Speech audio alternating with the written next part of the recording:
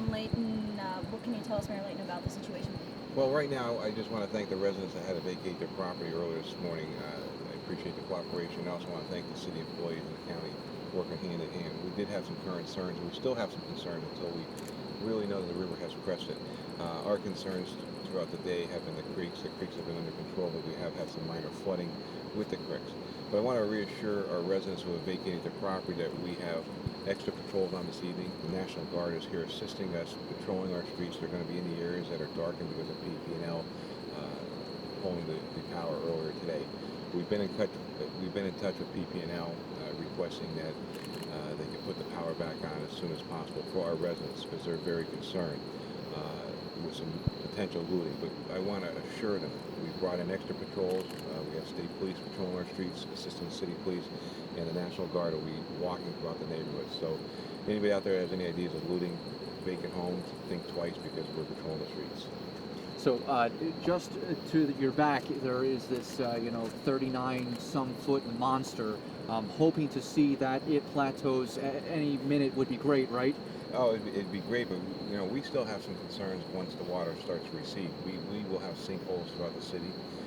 We're worried about utilities being ruptured, a gas line, a water line, a sewer line.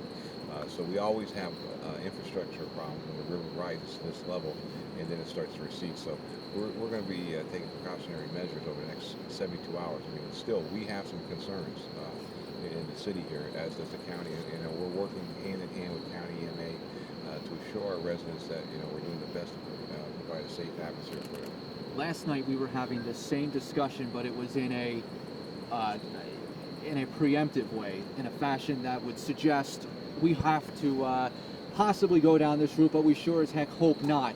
And here we are, well down that route, and hoping to ride out what could be the biggest river crest since Hurricane Agnes. Yeah, I mean, we still have some yardage to go. If you want to use an analogy of a football game, I mean, we're still not over the goal line yet. We still do have some concerns, as does the county. And we have a city here with 4 creeks that go through the city that we're concerned with. And as I indicated, we could have potential problems with sinkholes and some collapse in the roads over the next several days. So we're going to watch it very closely. We've been going up and down the dikes looking for any potential leakages, and so far we've been very fortunate. And again, I think we still are not out of harm's way, and we want our residents to stay out of the floodplain until further notice, until we have an announcement which we'll do to the media. Can you tell us about, we've been watching, because we've kind of had a front seat to this, the engineers take a look at the floodgates here on Market Street. Can you just tell us what you know about what's going on? Just from what I know, there were some minor issues there, and to stop the leakage, the city and the county, we brought in some heavy equipment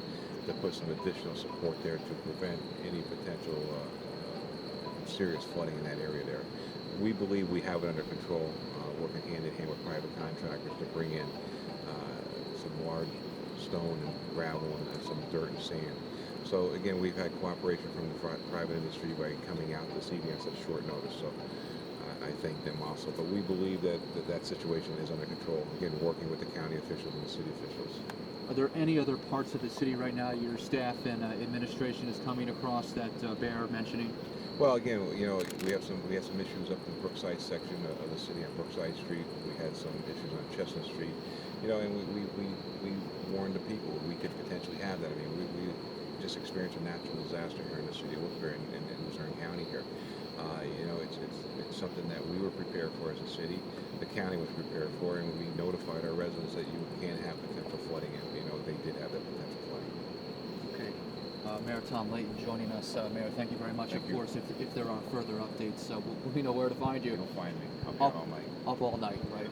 Yeah. Okay, Mayor. Thank you to your staff. Of course, just hearing it right there, Monica, that this administration candidly admits that we are nowhere near close to out of the woods. But as the minutes go on to an anticipated crest, not only does it all become the more important to continue to monitor what this river is doing, this beast just over the wall there to the right of your screen, but it also becomes even more important to make sure that, like Mayor Leighton mentioned, potential for looting and all of those related things that it's not the time for it right now. As he mentioned, we're living through, as we speak, a natural disaster. So with that, it almost seems like that is enough. And we're talking about, you know, many of the stories out here, the offshoot stories, that smell out here, it is certainly intense because we were speaking to a trooper over there. He's a arson investigator, and he hit it right on the head because there were some concerns that some fuel pumps had ruptured or some gas stations were experiencing some difficulties. And he nailed it on the head, and we were pretty sure what it was. It's home heating oil, and it is only intensified as the river has swelled up. Now, if you've been monitoring us out here and talking about where our own eyes see what the river is doing, how it's coming and going, it still has kind of like a little grassy curb that it is lapping against, and then there is the flood wall. So, I mean, a rough estimate just by the eye looks like it's still a good 5-6 feet in its not its bank, but in its major flood stage. However, still protected by the levee. But the story upstream in West Pittston, we have to mention it, of course. I continue to receive information from those folks up there, is it is just utter devastation.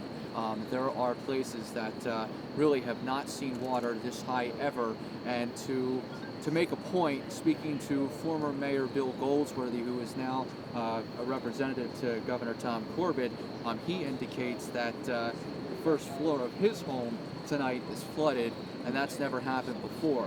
So if you go ahead and consider Hurricane Agnes levels, the levels in West Pittston tonight have exceeded the levels that they experienced with Hurricane Agnes. So in 72, there were parts of West Pittston that had no clear clue what a flood was. And tonight they're getting a very bitter lesson, and we know that the same is true for the low-lying areas in Plymouth Township. That's right. It was in Plymouth Township earlier. I mean, this was early in the day. I mean, these people in Plymouth Township and Plymouth Borough, in some parts, and not just there, but over in that direction, they were seeing flooding as early as 10 this morning. So they were evacuating their house. So you're right. We cannot forget about those people that aren't protected by this levee system. And again, standing on this levee as we are right now, I was reminded that what if this were not here? I mean, the water, as you said, a couple feet below. We're watching that grassy edge. Now you can just see basically the tops of the blades of grass at this point. It seems like it's slow. It seems like it's slower, as you can see, pan off into the river there. But there are 20-foot trees there. Those trees go down 20 feet to the base of the grass. Absolutely impressive what has been swallowed here. Of course, this is all area that is frequently reclaimed by the river, as is nature's course. And the area we are standing in right now would also be underwater if it wasn't for this Army Corps of Engineers levee. And as we're speaking, we hear the sounds of heavy equipment continuing to fortify the walls of the Market Street and Pierce Street bridges, those handmade walls thrown up last night very hastily. But if you look at them, it's like a Lego system. They are well marked at what goes where, and these guys were doing it in sheets of driving rain. You can't say enough about having to give credit where credit is due. And right now, power outages continue to daunt the city here in ways that some people are wondering, well, I'm not in the floodplain, but my power's out. That is all in a coordinated, scheduled plan to make sure that as you know, the potential for flooding does occur, that these transformers are shut down so as to avoid possible real power issues. We are not sure what is going on here, but anytime there is activity on this levee, everybody gets the heart skips a beat because you really just don't know what any of it means. The noise we're hearing, difficult for you guys to hear at home because we're constantly talking. But that's a front-end loader. The last time we saw the front-end loader was not too long ago, moving the rocks and the huge tons of sand that were just dumped at that bridge gate that is all part of this levee system when this water rises. The Market Street Bridge, holding its own back there, and the water continues to find its way under it. As you can see, we're not having a damming effect here, as to say the water is just ballooning behind it. But I'm just curious, Lonnie, can you tell us what's going on down there? Issues on Market Street. Issues on Market Street. We're being told that there is some water coming through. Bob Kalinowski's off camera here with the Citizen's Voice. Bob, did they say what the situation is? No, the police just came and asked them. Police just came, asked to look at its water. everybody to go down and take a look. Listen, we are giving you minute by minute, second by second coverage here. This is going to be a nail biter of an evening, only because, I mean, we're following these developments live, and a lot of times you see a lot of people begin to scatter, and it's really not indicative of an emergency, but we have levee watchers out tonight and levee patrollers who are, you know, constantly keeping an eye on this infrastructure, because this right now is the Wyoming Valley, the protected Wyoming Valley's lifeline here. So, Lonnie, we're getting some information about coordination here. We're going down there to get pictures. We are going to go down and get pictures, so we're going to break off and send it back to you guys. Of course, when we have that information, we'll get it right back to you. Bye-bye. Police officer busted. Let's go. Lonnie, do you want me to grab a light? Just turn that off. Or do I just... Just turn that off.